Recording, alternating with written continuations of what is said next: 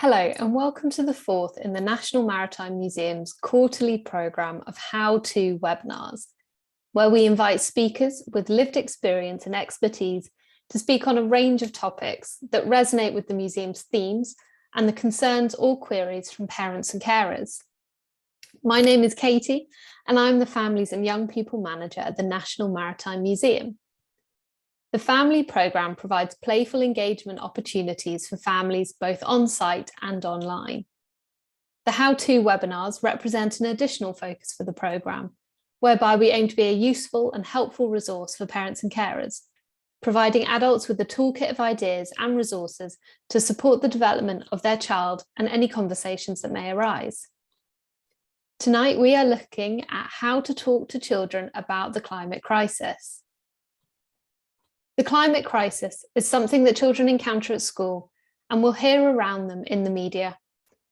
Over the past year, images of forest fires, flooding and more have been prevalent and unavoidable, ensuring that children are coming into contact with often frightening imagery and headlines regularly.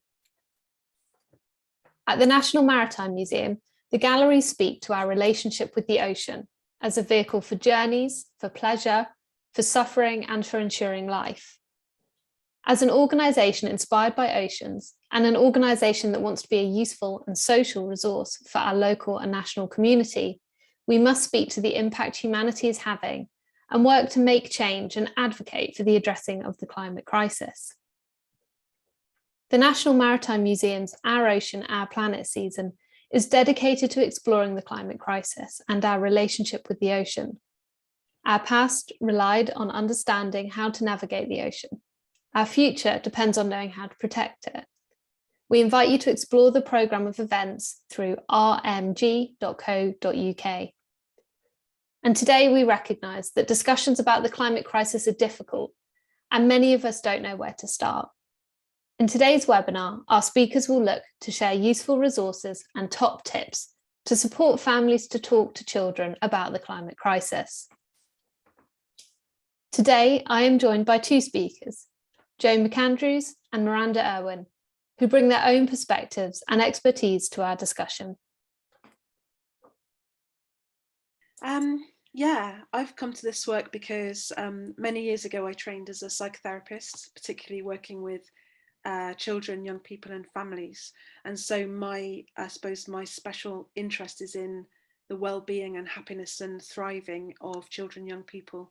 And then some years ago, I, like many people, although I've been aware of the climate crisis for a long time, it was a few years ago, really, when Extinction Rebellion got started, that they did that big wake-up call. And I suddenly realised this is the important issue of the moment. And I very quickly saw that many parents were confused and frightened and wondering what to say to their children. So I turned my work towards that. So for the past few years, I've been really focusing on how do we prepare children for a very uncertain future? How do we talk with them about it? How do we minimize eco-anxiety? How do we address it and minimize it? And how do we parent in a way that gives children the best chance of resilience for what they're facing? And I'm a parent myself of a teenager, and so I'm sort of seeing every day how much her life is impacted by what's happening and how much confusion there is for her about the gap between having some idea of what's happening and yet so few people talking about it. So that's my thing. That's why I'm here. Yeah, thank you. Yeah, I'm Miranda. I'm a parent and a primary school teacher. And I am one of the coordinators of XR Families, which is a parent climate group, which we work together as parents to like push for change on the climate crisis, but we do so in a way that is inclusive of our kids and inclusive of parents. So it makes climate activism possible for parents, and we do things that are fun and enjoyable that the kids can get involved with as well. So like Joe, I was a primary school teacher for many years and a parent, and it kind of dawned on me when my daughter was a baby that and she's my second child, that there were massive problems, that there was this climate crisis, and some quite scary news articles and reports came out a few years later, and I felt kind of shocked and appalled that I'd brought these two children into a world that I didn't know was safe for them anymore. And that's kind of what led me to activism. But now I feel really passionate about enabling children and parents to participate in climate activism in a way that works for them. So we're going to dive into some questions. We've got a few questions lined up for you both. So our first question, we're starting really basic so that we're all on the same page. So why do we hear talk of a climate crisis, and how is it relevant to us in the UK? So the climate crisis has been going on for a very long time. Some humans have known about it for decades. It's actually originally discovered in research done by Exxon, a fossil fuel company, but they suppressed that knowledge, and so as a result action hasn't been taken, and now we're in a situation where but due to CO2 in the atmosphere and other factors like biodiversity loss, which means loss of wild areas and trees and sort of natural environments, our Earth systems have become somewhat imbalanced. Yeah, so in 2018, the UN body, the IPCC, which is all the United Nations scientists, have to reach a consensus and sign off a report, and world leaders have to sign it off as well to say that it's scientifically robust. They released a report saying that there were 12 years left for us to avert the climate crisis.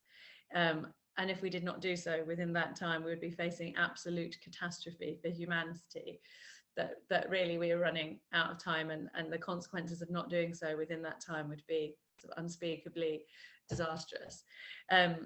This summer, in 2021, the IPCC released another report that issued a code red for humanity, and saying that humanity was facing an existential threat, which basically means that if rapid change isn't made immediately, we could see the extinction of the human race.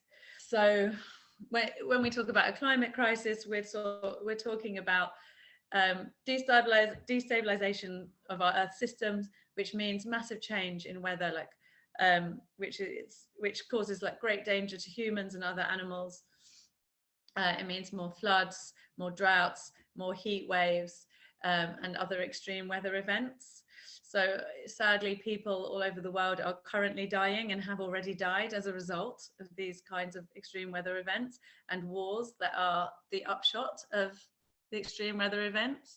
For example, the war in Syria has many causes and is very complicated, but there was a drought happening, and that was definitely part of one of the drivers. So it's a massive issue. It's the biggest issue of our time.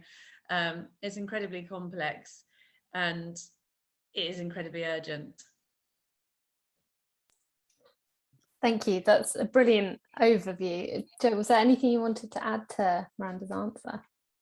Yeah, I'd like to add something about how it's relevant to us in the UK, because here we have some protection of being in a temperate climate, and still have some choice about whether we take this seriously or not individually, because at the moment a lot of the devastation is happening in hotter parts of the world and poorer parts of the world.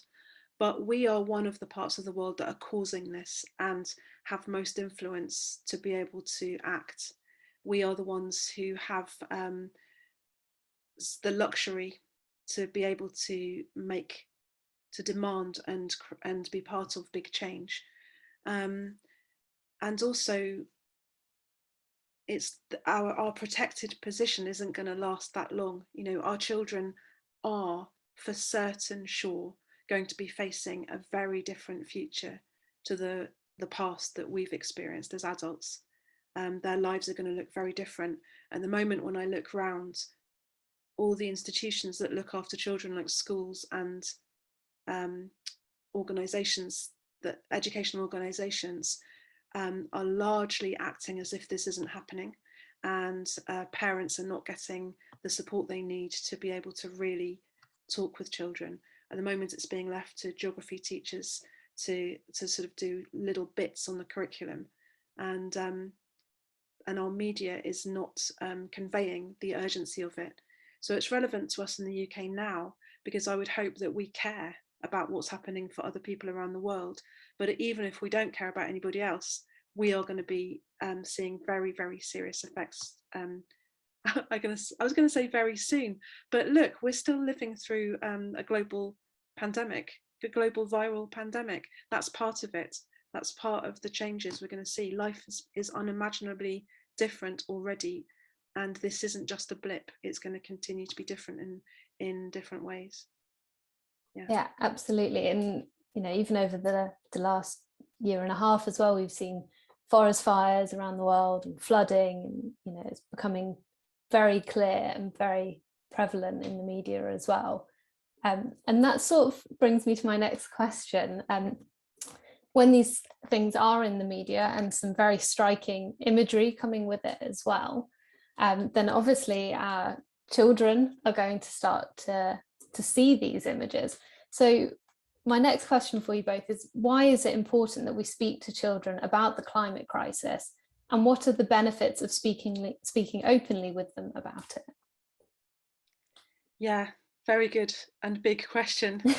Yeah, because many of us as parents hesitate about this, because we want to protect our children from this very scary knowledge. We want them to have as long as possible of what we think of as a normal life. We want to protect them from having to deal with these difficult things too young. And the very painful reality is that we can't protect them from this. We can only protect them from being on their own with it. So children, as you said, are already hearing about the climate and ecological crisis, and they're hearing about it from the media or from school friends whose parents are more awake to it or who are more frightened. There's a whole lot of different information.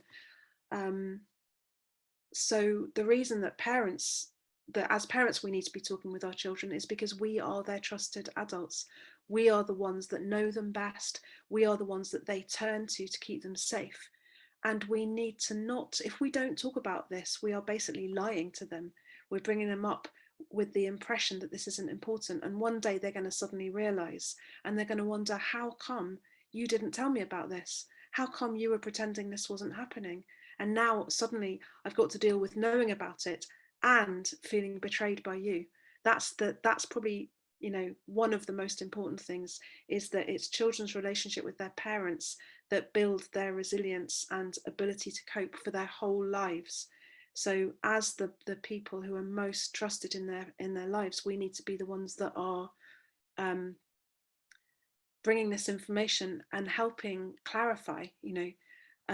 Certainly my daughter got the message from the beginning protests a few years ago that there was some banners saying we only have 10 years left. Like Miranda said, that report was that we had 10 years left to act, but my daughter got the message just from seeing banners that we had 10 years left to live.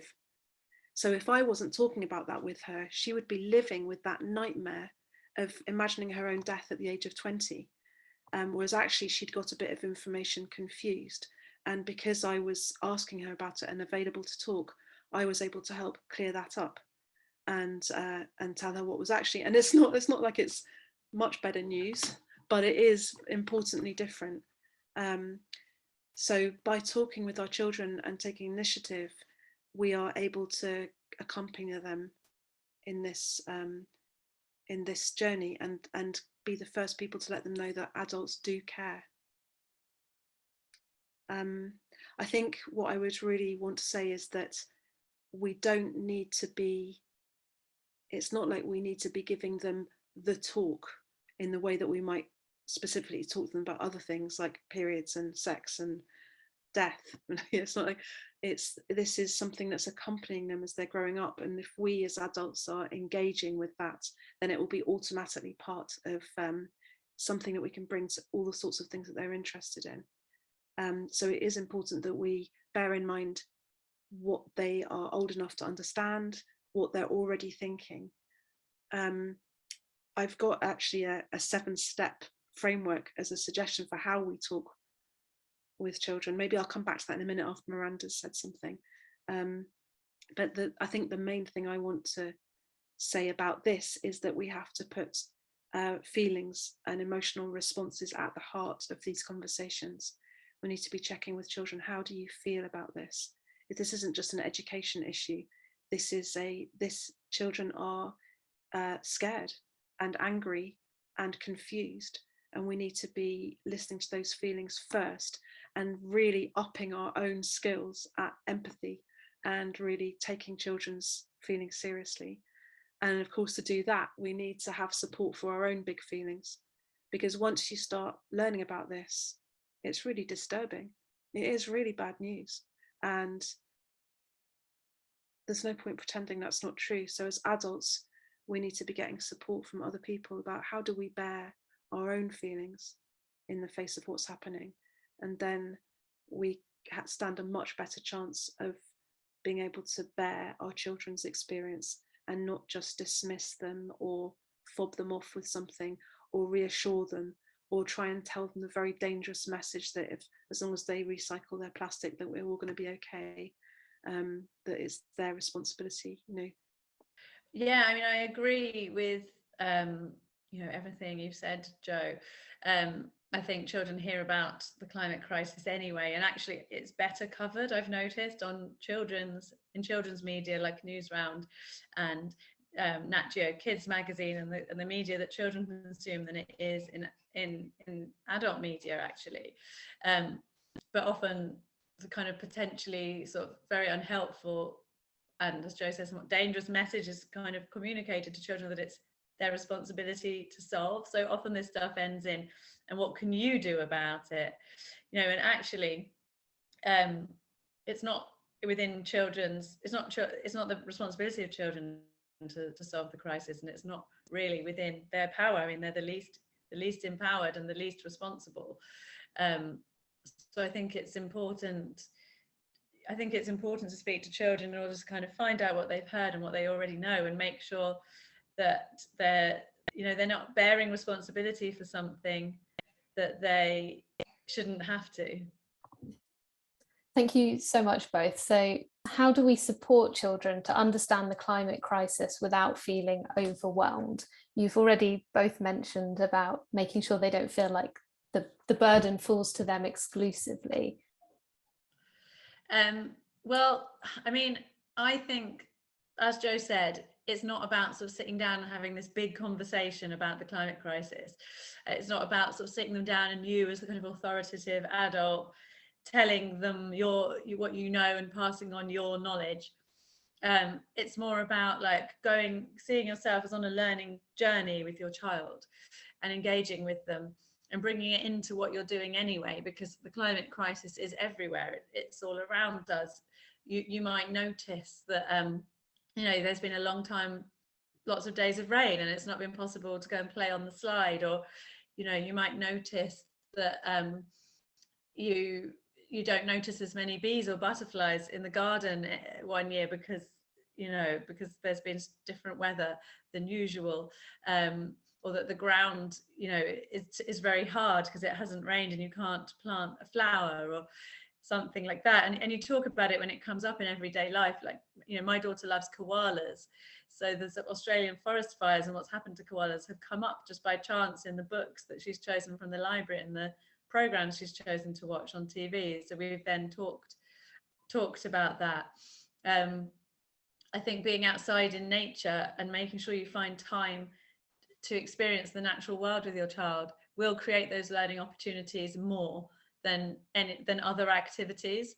And also teaching your children to sort of love and get pleasure from and enjoy the natural world will help them build resilience, emotion. There's all sorts of studies and research that has proven how important it is for children to be outside and play outside for their mental and physical health.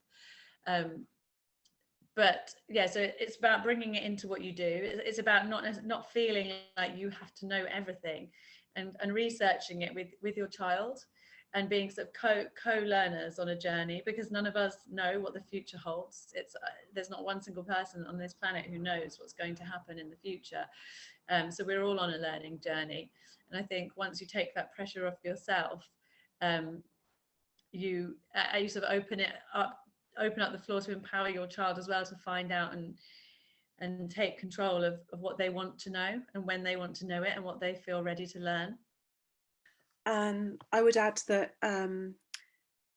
we support children not to get overwhelmed by really looking after our own overwhelm. I know there's been many, and I know of many parents, including myself, who have become so alarmed by what we found out that we sort of accidentally pass on that alarm to our children. Did you know this? Did you know that? So I've got to, I can't look after you because I'm going on 10 meetings and 3 demonstrations tomorrow, and we've overwhelmed, we can even easily get overwhelmed ourselves. So I think learning ways of doing things that help us calm and getting support, as I've already said, being around other people who can bear our overwhelm, so that when we are with children talking about this, we are regulated, we are calm enough. Yeah, I think this would be a good place to just offer the sort of seven steps that I've thought of about how to have a conversation, how to conduct a conversation with children about any aspect of climate crisis. So my first step is listen first. Listen to what the child is saying, what they already know, questions that they're harbouring, or the feelings that they're having. So start off with curiosity rather than an attitude of I've got to teach you something, because the conversation will be much more relevant to that child if it comes from what they're already wondering or thinking or feeling or what they've heard. And that might be that you initiate that conversation by saying, have you been learning anything about the climate crisis? What are you thinking about it? It might be just an open question, opening the subject. If the child says, no, I don't want to talk about it, then I think respect that. I think there's no point in saying, well, I've got to tell you because it's very important. Just look out for another opportunity. So the second thing I think is start immediately with the empathy of what it's like to be holding that question. So my daughter said to me, I'm scared that, she said, a human's going to be extinct in my lifetime. So she'd heard something that had really worried her. I think it was that 10 years thing. So before I tried to come up with any answer, it felt important to empathise with, well, that's a really big question that you're holding. I imagine it must be really scary to be thinking like that. And a lonely thought if this is the first time you've shared it. You've been on your own with that fear. So just sort of, and that then also gives me a chance to feel how I'm feeling in response to that question, which is pretty heartbroken, actually. So I've sort of, in pausing and acknowledging her feelings, I can also, we drop into a deeper space that's safer for her. Then the next step is ask her for more. So where does that question come from? What have you heard? So getting more specific, but finding out the context for her. So that's when, I would find out, oh, I read it in the newspaper, I saw something on television, and it gives me more of an idea about where she's got that thought from. And then as that comes more, the next step is then empathizing more with that. So at each stage, it's sort of being curious about, how do you feel about that? Oh, okay, so you read that. That sounds pretty overwhelming that you suddenly saw that, and or that you had that in geography, but you had to just learn it and then go away, or whatever, And then after all that, then maybe get to some information sharing if you have it.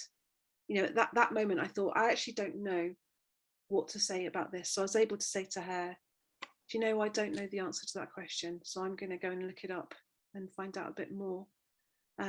What I do know is that there are many people very alarmed about the danger that humans are in at the moment, but I don't actually know the timing of the worst case scenario. But I also know that there are many people who are working very hard to make sure that doesn't happen, you know, to protect the earth and protect human life.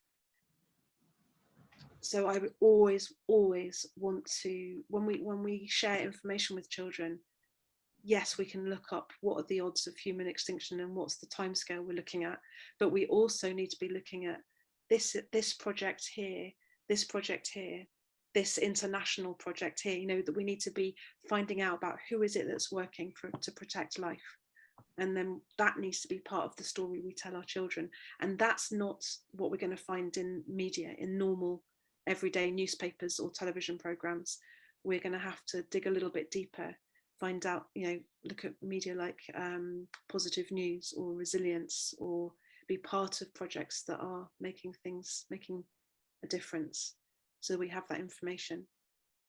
And then I would say another step is to make sure that we attend to the end of that conversation with a very clear summary. So look, we've been talking about this, I'm going to do that, and I'll talk to you again about it by the end of the week or on Friday or whatever, because many conversations with adults and children get ended by a phone call or an interruption, and it suddenly gets dropped. So don't just drop this one, it's too important. And then I would also, the last step, suggest taking time to reflect on, God, how did I deal with that conversation? What am I left with? What are my fears?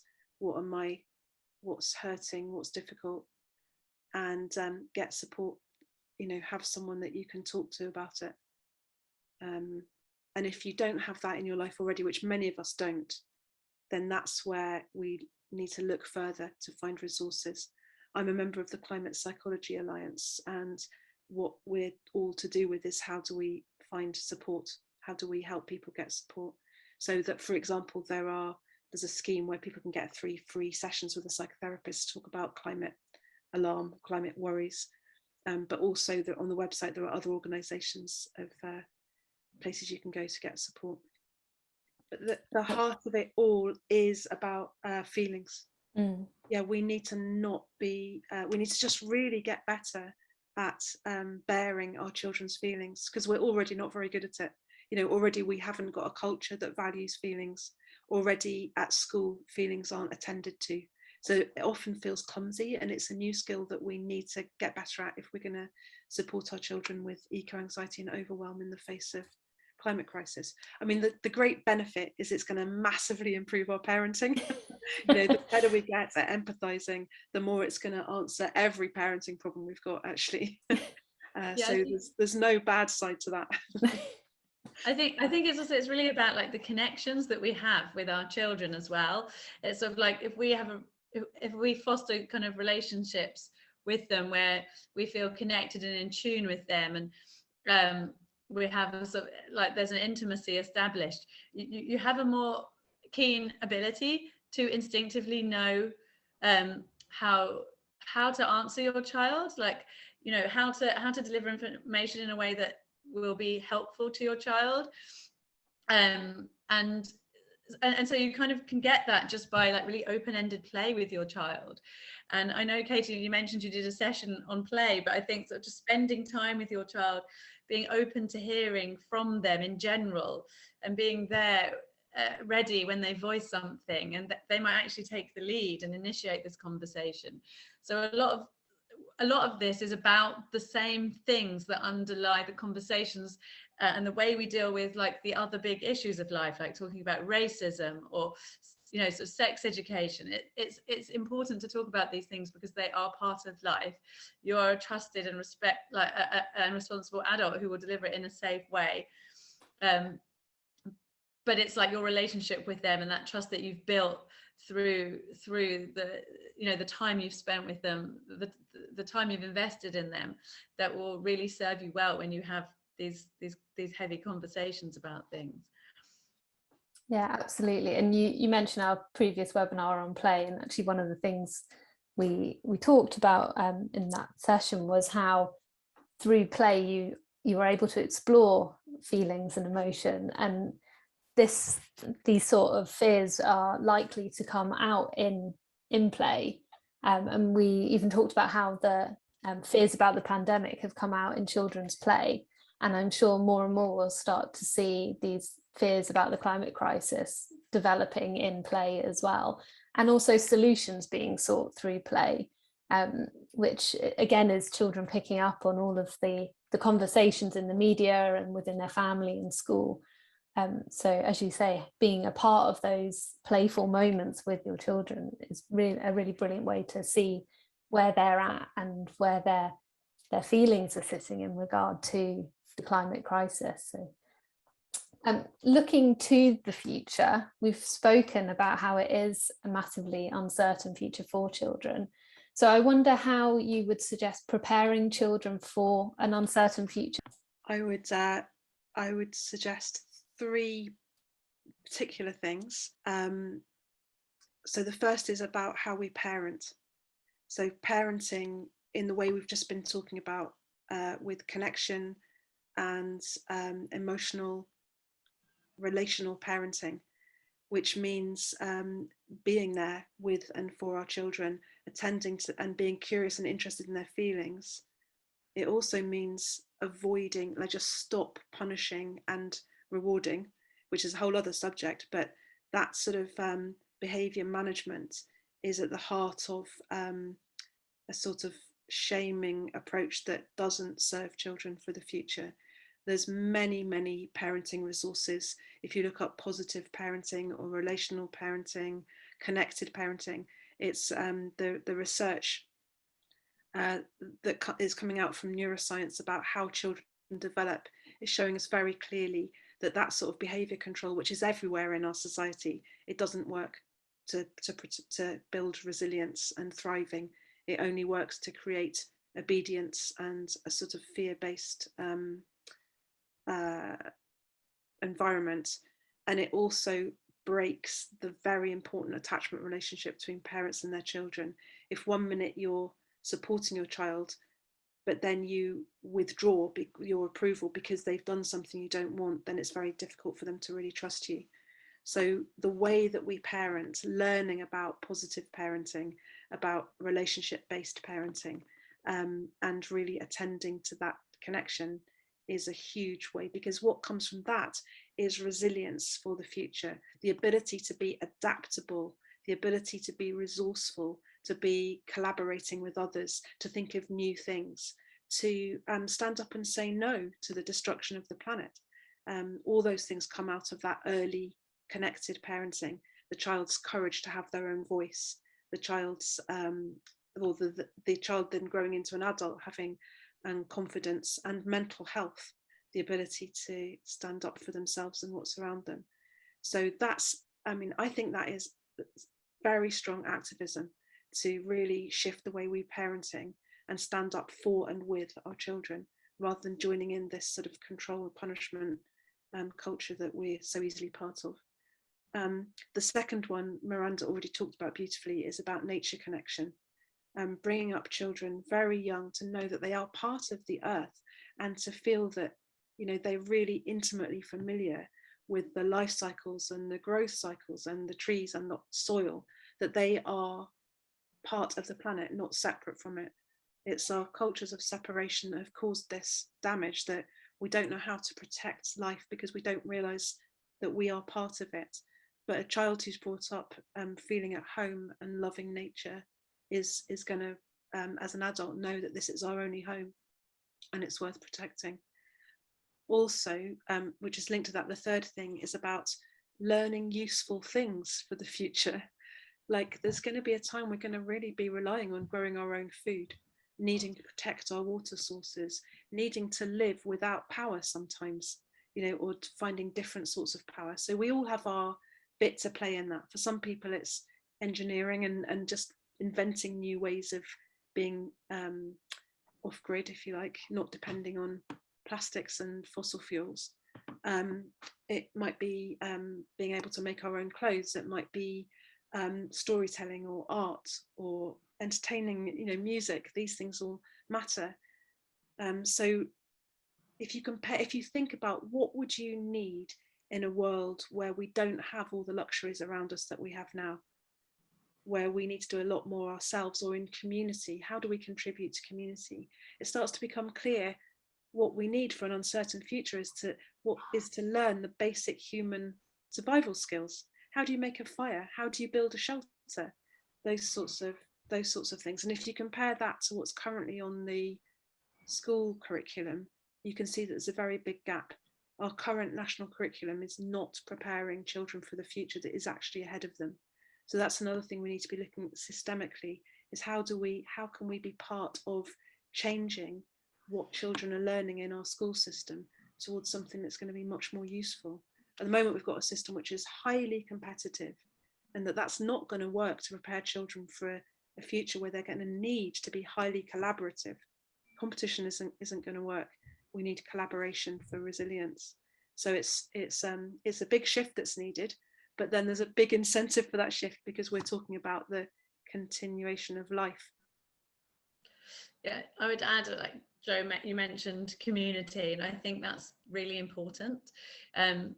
Raising children is really hard, and trying to build a sense of community, I mean, it's not necessarily easy, but it's something that can happen when you start to take climate action locally in your area. You meet other people, you get connections with other people, and you sort of realize your place in your local area and your community and where, and in the world, and actually being connected with other people beyond your family unit is really important. So the burden is not all on you to support your child. I think, although there's a lot to lose, we also have a lot to gain by making the changes needed. And one of the things we massively have to gain in this country is greater community and connection. I think it's sort of a bit of a cliche that's kind of bandied around a lot, that there's not community anymore. And for me, I never really knew what that meant before, until I actually sort of found a bit of a community by taking action locally, and realized what I hadn't had before I had it. So lots of other adults who were willing to play with my kids when I was too tired, and do fun things with them, and could talk to about the things that were on my mind and I was thinking about. So I think, trying to be part of the community and knowing your place, knowing that you're not alone is a really important way to prepare for the future. And it's something positive that we can all kind of build that will serve us really well. Yeah, thank you for adding that, Miranda. That should have been the first thing. I said that. You're absolutely right. That's absolutely crucial. I went to a performance from a group of young climate activists the other day, and one of the things they were asked at the end is, what can we do individually to take action about climate? And they said, the best thing you can do individually is to stop doing things individually. That make it your priority to join together with other people in whatever way makes sense to you.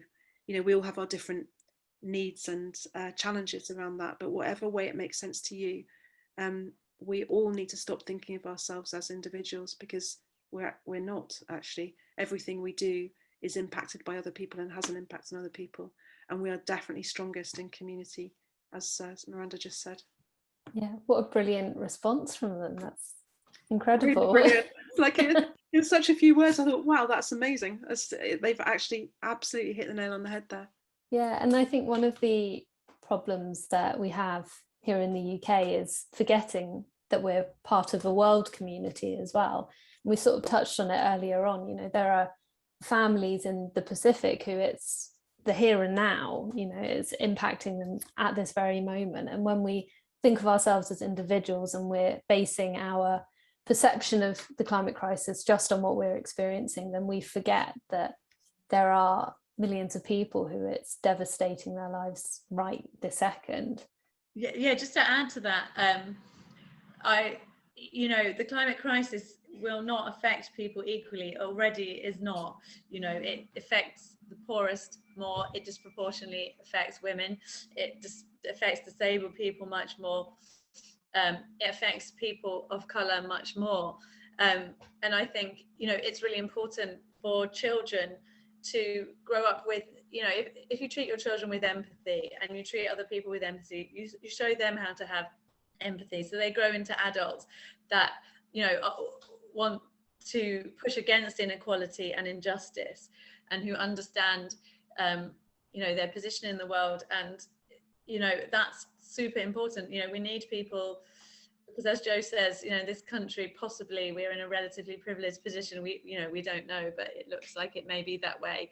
It's really important we all recognise our responsibility towards those who are not in such a privileged position, regardless of the challenges we face ourselves. Yeah. And the thing I wanted to add is that the way our education system and media work is that we don't realise how intimately connected we are with places that are more affected by climate change. So the economic system that we are part of, the way that we want cheap food from across the world, the way that the products we buy involve intensive farming or forest destructions in other parts of the world. It's not just that it's sort of out of sight, out of mind, but actually we are often oblivious to how much in this country we have and still are very strongly contributing to the suffering in other places.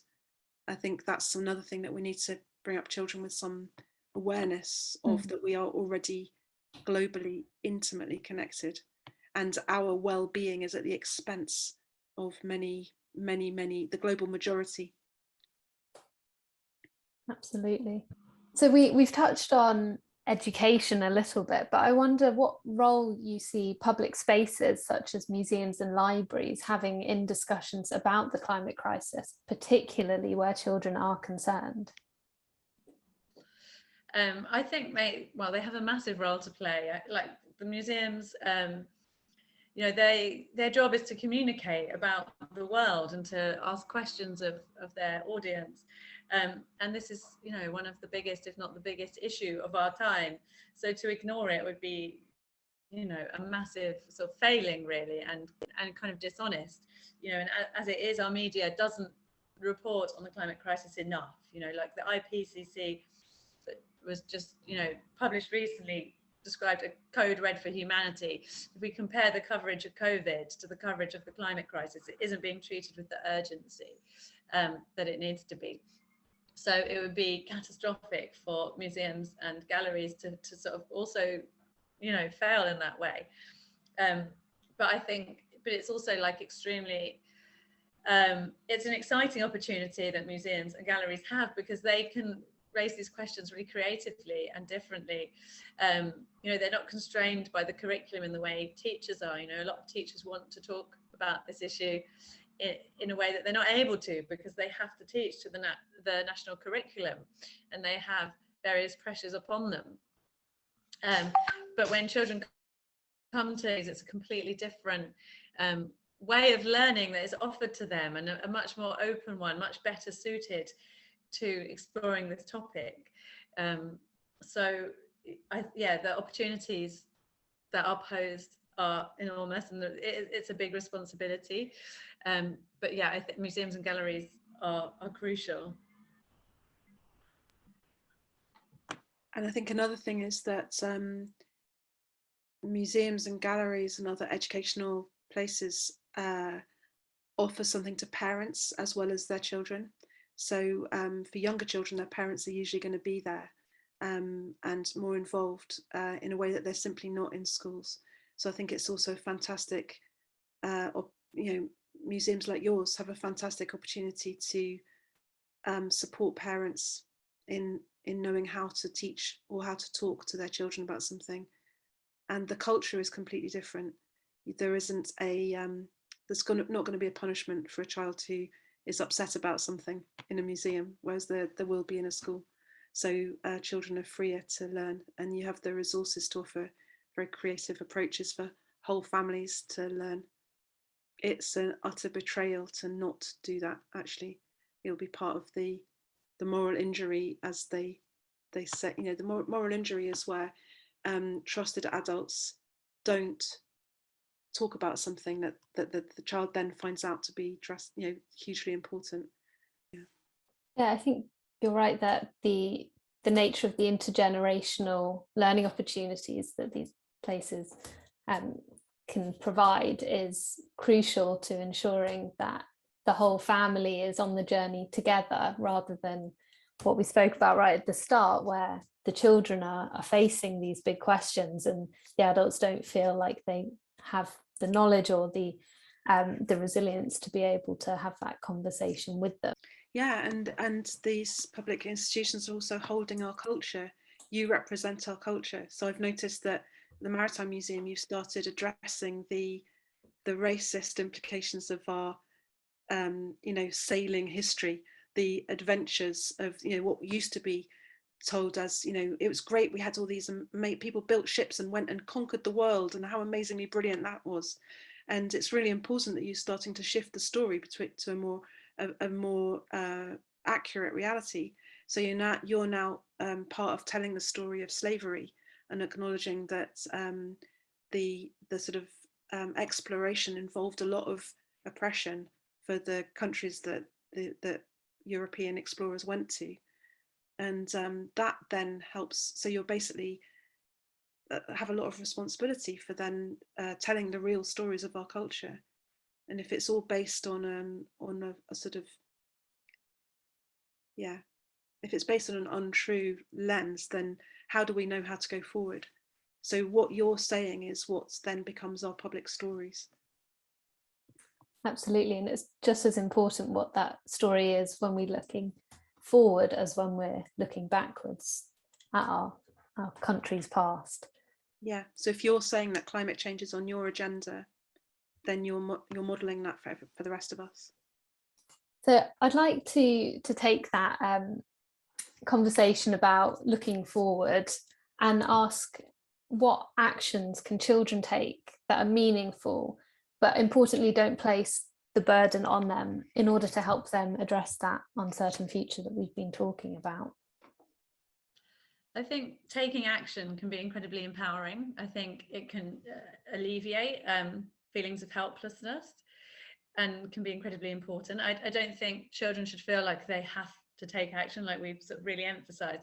It's not their responsibility to solve this crisis. We can't emphasise this enough. If they don't want to take action, it's not on them to do so. It's on the adults to do so, and the powerful adults more than anybody else.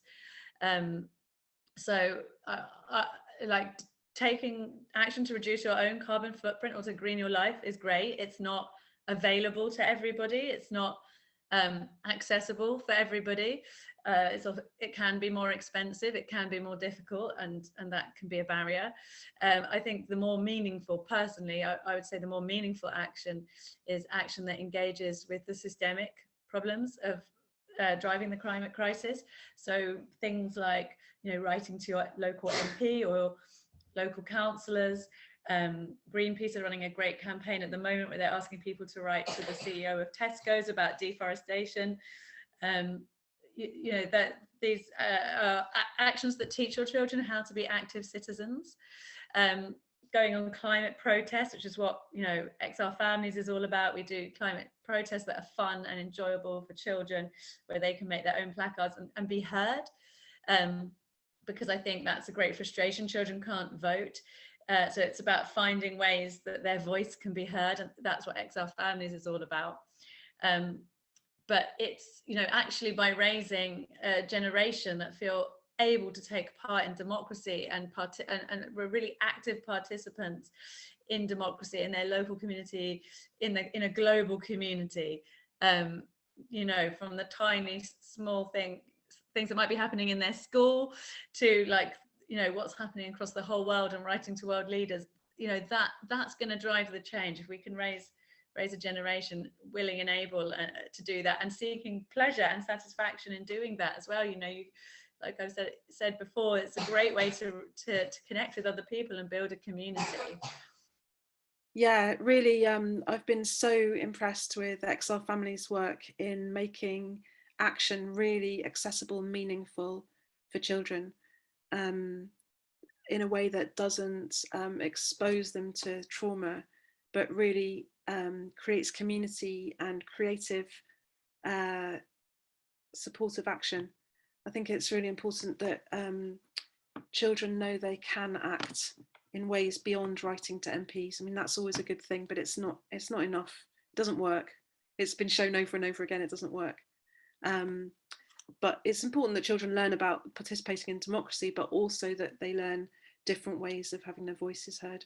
And I would love to see an end to all the articles about climate change that end with, this is what you can do, and then it has something that requires children to take responsibility for recycling more, or reducing, or not asking for so many toys at Christmas or something.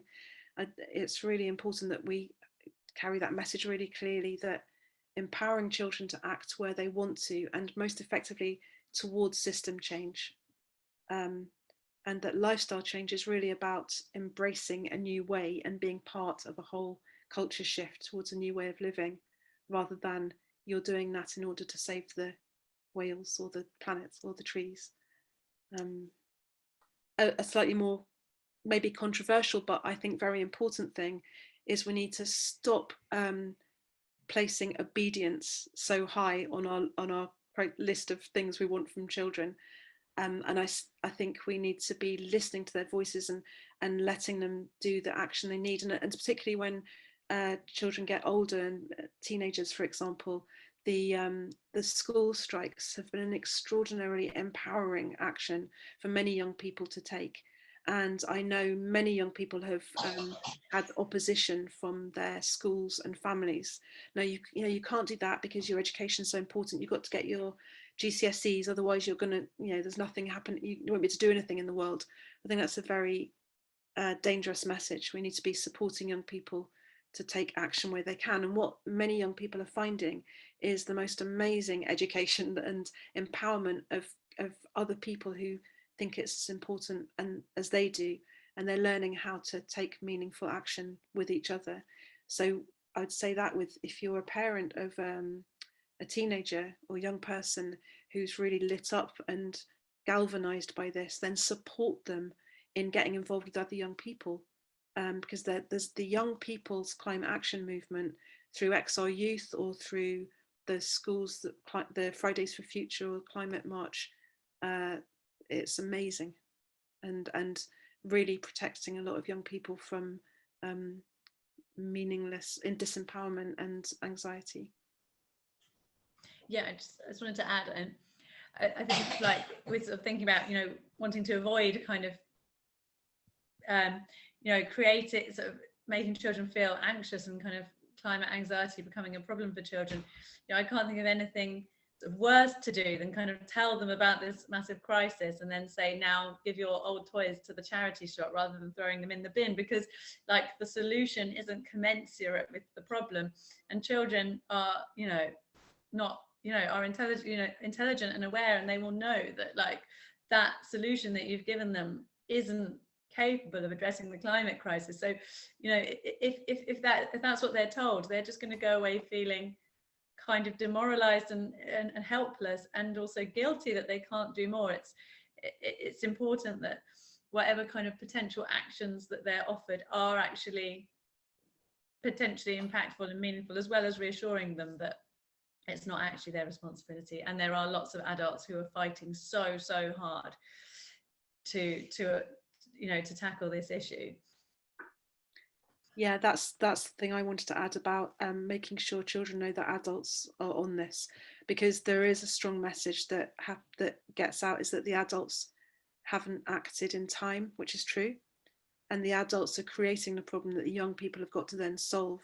I think we need to show very clearly how many adults are also involved in action and change and protection, that this isn't just a generational divide, and that many adults are standing up. And so in families, in a way, the most meaningful thing is for the adults in the family to start doing something, so that the children can see that and have a lot of choice about whether they want to join in or not. And if they don't want to, that's fine. That's fine.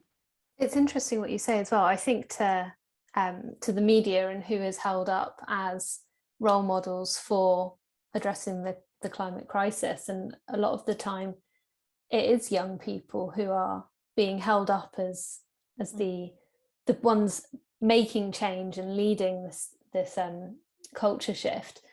And I always think of that as a really brilliant thing. Like, look at how we're providing these amazing role models for young people, but yeah, you just don't think about actually it just creating a bigger generation divide and making it look like no one over the age of 20 is doing anything to address it at all. Yeah, yeah. But if you look at a lot of the Extinction Rebellion actions, for example, or the current Instigate Britain action, it's people in their 50s and 60s who are really putting their freedom and safety at risk. Whatever you think about it, it doesn't matter whether or not you approve of that particular action, because you look in any field, you know, quiet climate action organisation or going through local councils or political system, older people are really, really involved. But the media doesn't show that, and it slightly mocks it as well. Yeah, we do need to get away. Yes, we need to be showing powerful young people in the media, but not giving the message that it's just young people's job. If you want to sort of go a bit deeper, it should be the adults in power and the adult, you know, the CEOs of these fossil fuel companies, really, that the onus is on them, and they are the ones who have it within their power to sort this out. But also there's some research has come out recently that showed that actually, you know, across the generations, people care equally about the climate crisis. It's kind of a bit of a myth that it's a young person's issue. And actually that myth is kind of dangerous, because it can actually feed inaction. What the research showed was that young people were more willing to consider sort of radical changes in the way that the world is set up. So whilst the concern was equal, young people were more willing to think about sort of changing the economy completely, you know, and sort of getting rid of these old paradigms, whereas sort of the older people were worried, but more wanting to cling on to what they knew, which I thought was really interesting. I think that's why a very important way forward for older people is to support young people in having more power, more of a voice, more inclusion, more funding.